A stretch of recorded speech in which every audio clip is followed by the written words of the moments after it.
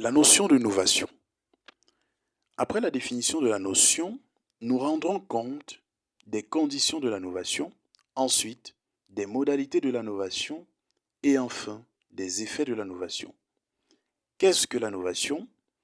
La novation est un contrat qui a pour effet de substituer à une obligation qu'elle éteint une obligation nouvelle qu'elle crée.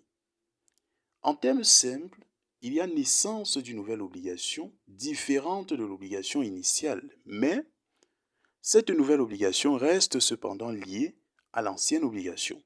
Donc en réalité, il ne s'agit que d'une modification de l'obligation justifiée par l'extinction. À présent, quelles sont les conditions de la novation? La novation suppose au moins 3 conditions. D'abord, l'existence d'une obligation ancienne et valable. Ici, la novation ne peut être effective si l'obligation ancienne est entachée de nullité. Sinon, l'obligation nouvelle le sera également. Exception faite d'une novation dont l'objet est de substituer une obligation valable à une autre, fût-elle entachée de nullité. La deuxième condition est la naissance d'une obligation nouvelle. En effet, la substitution d'obligation opère comme un changement dans la continuité. Ainsi, si la nouvelle obligation est nulle, elle ne produit aucun effet, la novation ne pouvant exister, l'obligation ancienne demeure. Par exemple, vous donnez en location une parcelle de votre terrain pour une période déterminée. À l'échéance, votre locataire et vous décidez de nover votre bail en un bail nouveau. Mais il s'avère qu'une clause nouvelle ait entraîné sa nullité.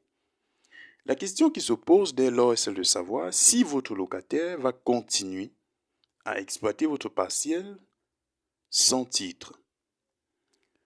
La réponse est inévitablement la négative, car le bail ancien est automatiquement renouvelé. Il y a donc absence de novation. La troisième condition de la novation est l'intention de nover. Cette condition est davantage importante attendu que l'intention de nover ne se présume point. En effet, étant donné que la novation emporte extinction de la dette ancienne et création d'une dette nouvelle, elle entraîne de ce fait la rénonciation à un droit. C'est donc pourquoi elle doit résulter de l'acte, même si aucun formalisme n'est imposé. À présent, quelles sont les modalités de la novation? Il existe en effet 3 modalités de la novation. Premièrement, c'est lorsque le débiteur contracte envers son créancier une nouvelle dette qui est substituée à l'ancienne, laquelle est éteinte. La deuxième modalité, c'est lorsqu'un nouveau débiteur est substitué à l'ancien qui est déchargé par le créancier.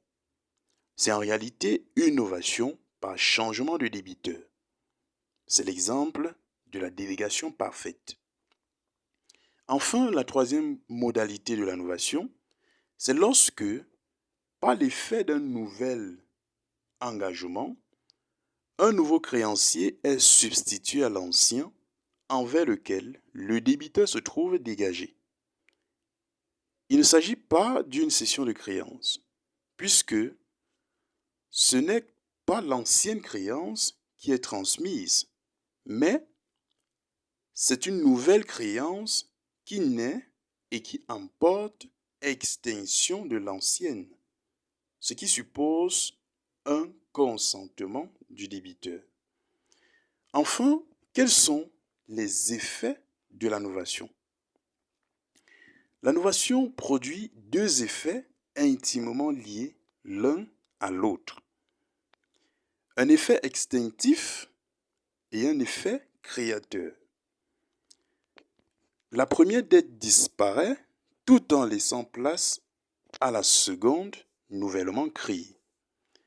L'effet extinctif lui-même produit une autre conséquence, celle de la disparition des sûretés qui garantissent la première obligation. Au regard de l'insécurité contractuelle que cela engendre, le Code civil a prévu dans certaines de ses dispositions des mesures pour y remédier. Ainsi, à condition que cela soit stipulé au moment de la novation par le créancier, ces sûretés peuvent être reportées sur la nouvelle obligation.